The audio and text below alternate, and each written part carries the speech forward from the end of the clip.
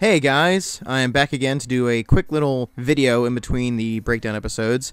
This is about a bootleg accessory for my Goku Super Saiyan SH Figuarts figure I have.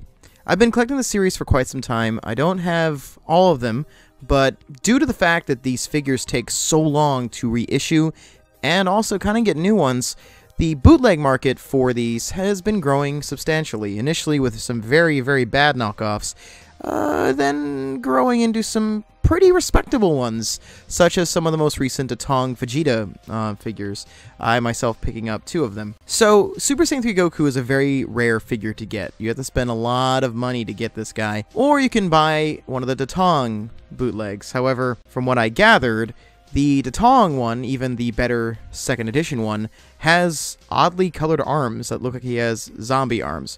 So upon research, I decided to go for the JacksDo head and just apply it to a Super Saiyan Goku body. So without further ado, here it is, the JacksDo Super Saiyan 3 Goku review. It comes in a very concise package. No BS here, you know what you're gonna get. Pretty straightforward. It even comes with some decals you can apply on Goku. However, I'm not sure if they're stick-on or like a tattoo kind of deal, where you apply some water and it sticks on and all that. I haven't had much luck really getting the stickers off. To be honest, I haven't tried much. I know it's a way you can make like a Battle of Gods Goku, but I just don't want to take many chances with my Tamashii figures, so I won't be going to that in this video. Assembly is pretty straightforward. It comes in 2 parts, the face and the hair. You just pop them on. Really wasn't that difficult for me to get them to stay on, so pretty simple. Now on to the figure itself, or more like the head with the figure. It attaches itself quite well to the figure. It's very tight, it stays on reliably. I've had this on display for the past few days. No incidents, no problems whatsoever. Quite reliable. It matches up pretty well. The hair color is a little different from the original, but that I'm not too bummed about due to the fact that coloring does like to change throughout the series, so not a big issue. So as for the paint job, it's done well, but once you apply a light to it, you'll notice that there is a distinct coloring difference between the body and the head here.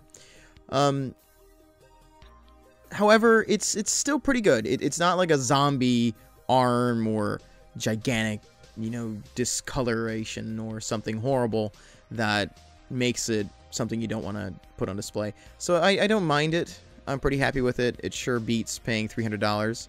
So I can let that pass, I suppose. My biggest gripe with this figure is the length of the Super Saiyan 3 hair. I might be nitpicking. However, one of the points of this transformation was the ridiculousness of the hair. And at times it just doesn't seem to have the length that we're familiar with. In fact, there was a user, I believe he was Italian, who made a custom extension for this head to give it that length that we are familiar with in the series. If he made more of them, I'd be happy to buy them because it looked awesome. However, from the front, it does look pretty great, so it's not much of a deal breaker for me. I'm still pretty happy with it. Now again, aside from the slightly odd coloring on his face, the paint application could be a little better, since we are paying for just a head here. The eyes are not quite too accurate, and again, comparing it to his fist here and his neck, it does look a little bit off, and this is the figure they are making the accessory for, so that is something that is hard to ignore. There's also a few black little spots that show up on the head here. I can't seem to remove the one up at the top there. If you're a little bit OCD, trust me, it's gonna bother you. As for the plastics used in this, it's actually well made for the most part. It's not cheaply made. It is of a similar, if not the same kind of plastic used in the original Tamashii figure, so I've got to give it props there. The hair is pretty reliably sturdy. It doesn't like to fall apart. The bottom joint, the little effect that is used to help posture the position the hair, it is pretty reliable. I know others have complained about it, but I really haven't noticed anything. I'm pretty satisfied with all of that stuff. The highlighting on the hair is nice. It could be a little more fancy, but that's just me nitpicking. Being a big fan of the Super Saiyan 3 Goku design, I'm probably going to go get a Datong version, because again, I hear that the head itself and the hair are the best part of the figure.